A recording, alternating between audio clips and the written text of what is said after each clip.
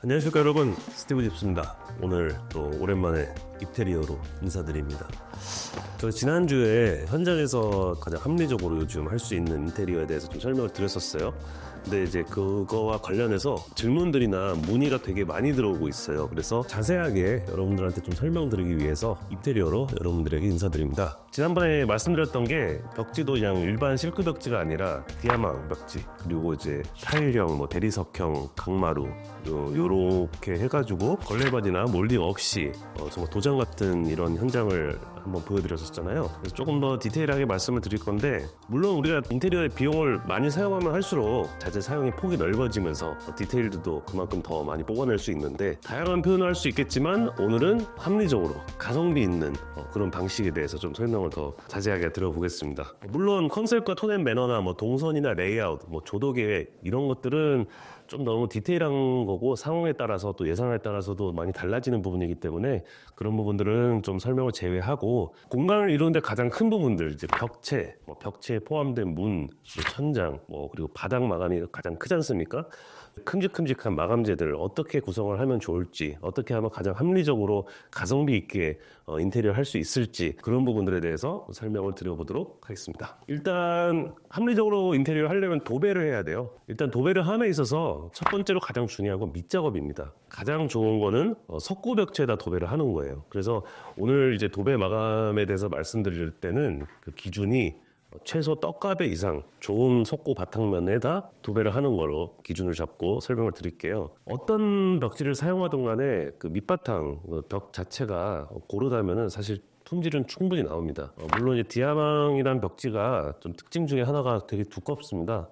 일반적인 실크 벽지에 비해서도 한 2배 가량 더 두껍고, 그렇기 때문에 아무래도 그 밑바탕에 대한 예민함이 일반적인 실크 벽지에 비해서는 훨씬 좋으나, 그래도 벽지인 만큼 떡가베 이상의 바탕을 만들어 드리라고 꼭 말씀드리고 싶고요. 떡가베가 어떤 단계에서 하는 거죠? 벽지하기 전에 이제 목공 단계로 보시면 돼요. 목공은 어떤 단계에서 하는 거죠? 이제 우리 기본적으로 철거하고, 그 다음에 설비 전기 들어가고, 그리고 나서는 바로 목공이 시작이 돼요. 목공 때 문 닫는 것까지 포함을 하고요. 이제 그러한 벽체나 문틀, 문이 서야지 그 다음에 이제 마감 작업이 들어갈 수가 있잖아요. 필름이 됐든 도배가 됐든 도장이 됐든 그 마감하기 전에 목공이 진행이 되죠. 그래서 이제 최소한 떡가베라도 좀 진행을 하시고, 이렇게 잘 만들어진 바탕이 왜 중요하냐면은 벽지 자체가 이제 아무래도 종이 베이스다 보니까 요철이나 그 표면의 형태가 고스란히 더들어져요. 특히나 요즘 다운라이트를 많이 쓰는데, 다운라이트 위에서 딱 비춰졌을 때 음영해지면서 요철들이 나중에 마감하고는 더 부각이 되거든요.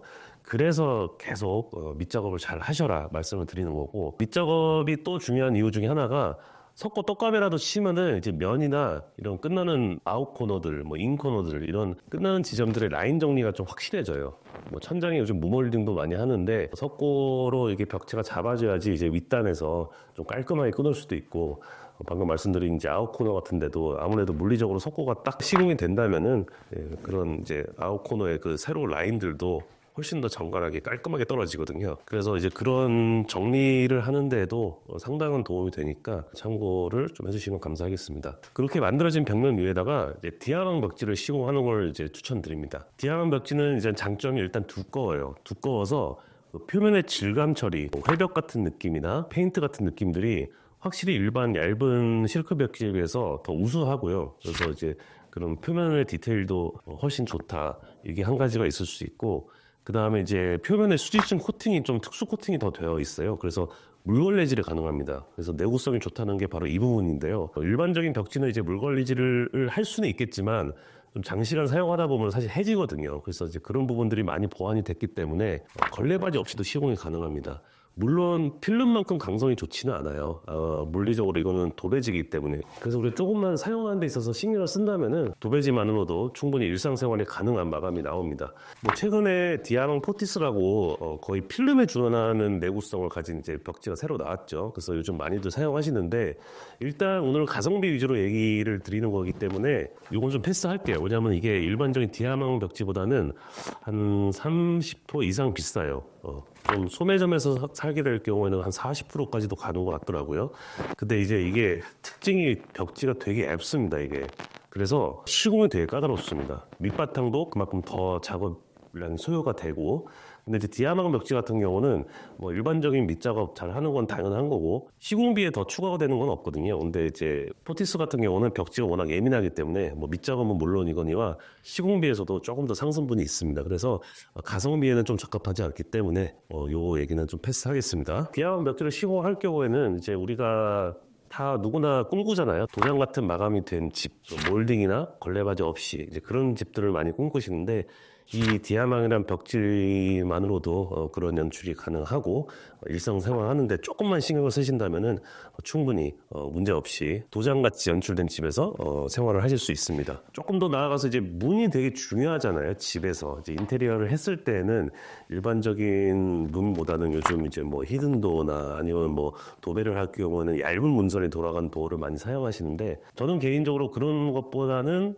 무문선 도어를 되게 선호합니다. 추천드리고요. 무문선도를 추천드리는 이유가 정말 그 깔끔하게 문선 자체가 없고 문은 문다워야 된다고 생각하거든요. 그래서 이제 문이 그렇게 딱 깔끔하게 문 자체만 보이는 그런 조형이 너무 예쁘고 시각적으로도 더 시원하고 더 층고를 높게끔 보이게 해요. 그래서 이런 부분 때문에 저도 이제 무문선도를 선호하고 항상 추천을 드리는데 일반적으로 지금까지는 무문선도를 시공하기 위해서는 도장이나 필름 마감을 많이 했어요. 왜 그러냐면 이제 벽체에서 문 쪽으로 꺾여지는 그 부분이 도배로 했을 경우에는 이제 일상생활 하다 보면 많이 해지고 찢어지거든요. 그래서 이제 도장이나 필름으로 이제 마감을 해왔었는데 우리가 조금만 신경을 쓴다면 디아망 벽지가 그걸 버틸 수 있는 내구성을 가지고 있습니다. 그래서 이제 저희 최근 현장에서도 몇 군데 이제 벽지로 마감을 해봤는데 크게 불편함 없이 어려움 없이 사용이 가능해요. 그래서 이제 벽지로도 무문선도가 가능해졌다. 이게 정말 큰 장점이지 않을까 생각이 듭니다. 그럼 천장은 어떻게 해? 천장 같은 경우는 뭐 똑같이 디아망 벽지를 사용하시면 됩니다. 뭐 물론 이제 비용적으로 조금 올라가는 건 있지만은 뭐 일반 시크릿 벽지를 사용하는 것도 상관없어요. 근데 이제 저 같은 경우는 기본적으로 벽이랑 천장이랑 같은 도배지를 사용해서 마감을 하거든요. 천장은 뭐 그렇게 벽지로 마감하면 뭐 어떤 벽지를 사용해도 무방하다. 네. 저번 현장 보면은 바닥이 되게 타일인 줄 알았는데 타일이 아니라 마루였더라고요. 맞아요. 일반적으로 우리가 생각하는 강마루, 기성의 아파트들, 기성의 이제 주거에 깔려져 있는 강마루들은 이제 다 우드 형태로 이제 나무 판때기처럼 생겼었잖아요. 요즘 나오는 강마루들은 이제 타일 형태, 뭐 대리석 형태로 해가지고 좀 큼직큼직하게 나와요. 얼마 전까지만 해도 뭐 한 300에 600각짜리, 뭐 400에 800각짜리 뭐 이런 것들이 줄을 이뤘었는데 요즘은 뭐 600에 600은 물론이고 600에 1200까지 나와요. 그래서 지난번 현장에서 보셨던 거는 600에 1200짜리예요. 바닥 같은 경우는 이런 타일 형태의 강마루 사용을 좀 추천드리고요. 디자인에 따라서 원목마루 같이 좀 광폭, 엄청 넓고 긴 뭐 190, 뭐 210, 뭐 이런 넓은 광폭의 긴 강마루들도 요즘 있어요. 그래서 이런 것들은 이제 디자인에 따라서 대안이 될 수 있겠지만 기본적으로 뭐 어디나 잘 어울리는 게 이제 타일 형태의 강마루거든요. 그래서 저는 최소 600에 600 가능하다면은 600에 1200 사이즈를 추천드릴게요. 이게 정말 깔고 안 깔고가 커요. 비용 대비 효과가 가장 큰 인테리어 마감재 중에 하나입니다. 고급 주거에서 볼 수 있는 그런 형태의 바닥을 강마루를 통해서 할 수 있다는 게 너무 큰 장점이니까 바닥은 이런 큰 타일 형태의 강마루를 좀 추천드리면서 시원시원하고 진짜 고급스러운 그 이미지를 충분히 연출할 수 있기 때문에 도장 같아 보이는 벽지, 도장 같은 느낌을 연출할 수 있는 벽지와 이런 바닥이 딱 맞는다면은 정말 고급 주거에서나 볼 수 있는 그런 이미지가 충분히 연출될 수 있습니다. 이제 여기에다가 이제 웬만해서는 요즘 이제 대면형으로 이제 아일랜드 형태로 좀 주방을 많이 꼽잖아요. 상판은 조금만 더 투자를 해서 뭐 엔지니어드 스톤이나 세라믹으로 마감을 한다면은 사실 뭐 다 구성이 된 거예요. 정말 우리가 이런 사진들에서 볼 수 있는 고급 주거의 요소들이 다 들어가 있는 거잖아요. 도배로 강마루로 이걸 연출한 거기 때문에 그 비용적인 효과가 크다고 계속 말씀드리는 겁니다. 그래서 이제 비용을 어디에다가 쓰느냐 이게 가장 중요한데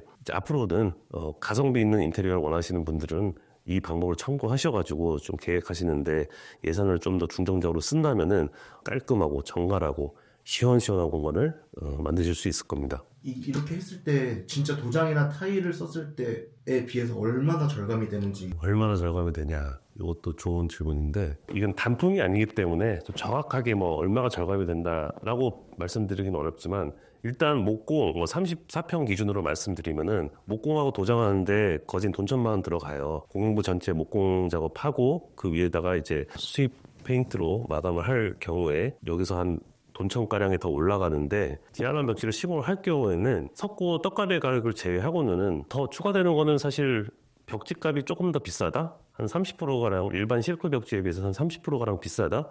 그렇기 때문에 반대로 얘기해서 크게 올라가는 게 아니에요. 그래서 이제 가성비가 좋다고 말씀을 드리는 거고 떡가배를 안 하고도 할 수 있어요. 근데 이제 하기를 가급적이면 추천을 드리는 거고 이제 떡가배 비용 정도가 올라갈 거고 떡가배 비용은 이제 어떻게 누가 하느냐에 따라 좀 다르지만은 보통 34평이면은 뭐 내품 이하로 끊습니다. 그렇기 때문에 큰 비용이 들어가는 건 아니에요. 도장에 비할 건 아니에요. 금액이 훨씬 더 저렴하기 때문에. 그리고 이제 타일로 34평 정도의 공용부를 전체를 다 깐다. 이것도 마찬가지로 타일의 그레이드에 좀 다르겠지만은 또 시공 방법에 따라서도 다르겠지만은 쓸만한 부자재, 좀 수입 부자재들을 쓰면서 좀 괜찮은 포세린 타일을 쓴다 했을 때는 이것도 마찬가지로 자재비랑 실공비 포함해서 1,000만 원 가량 들어요. 근데 이런 제가 말씀드린 타일 형태의 강마루를 사용한다면은 기존의 강마루로 까는 거에 비해서 뭐 한 34평 기준으로 봤을 때는 대략 한 200에서 250 정도가 더 들어가지 않을까. 그러니까 사실 타일하고 또 이것도 비교할 건 아니에요. 근데 이 두 가지만 해도 공간의 질 자체가 완전히 달라지기 때문에 그런데 실제 도장하는 것과 타일 까는 거에 비해서는 정말 큰 돈 들어가는 게 아니거든요. 그래서 가성비 좋은 두 가지 아이템이다. 이렇게 말씀드리는 겁니다. 자, 이렇게 기본적인 공간만 잘 구성이 된다면은 충분히 우리가 뭐 가구나 뭐 패브릭이나 이런 스타일링으로도 마무리를 잘 지을 수 있습니다. 도장 같은 벽, 그리고 타일이나 대리석 같은 바닥, 이중선 도어, 뭐 세라믹 같은 걸로 정말 힘 있는 아일랜드. 이거면 사실 고급 주거에서 볼 수 있는 요소들이 들어간 거예요. 이제 다만 그래 보이는 형태의 자재를 쓴 것일 뿐이지 합리적으로 좀 가성비 있는 인테리어 원하시는 분이라면은 오늘 제가 말씀드린 크게 두 포인트를 참고하셔가지고 그걸 기준으로 그걸 우선순위로 예산을 짜신다면은 충분히 좋은 결과물을 내실 수 있을 거라고 생각이 듭니다. 오늘 효과적으로 예산을 쓰면서도 정말 고급스럽게 집을 마감할 수 있는 방법에 대해서 좀 말씀을 드렸는데요. 오늘 영상이 도움이 되셨다면은 좋아요와 구독 부탁드리면서 다음에 또 인테리어 관련된 더 좋은 얘기로 더 재미난 얘기로 찾아뵙겠습니다. 감사합니다.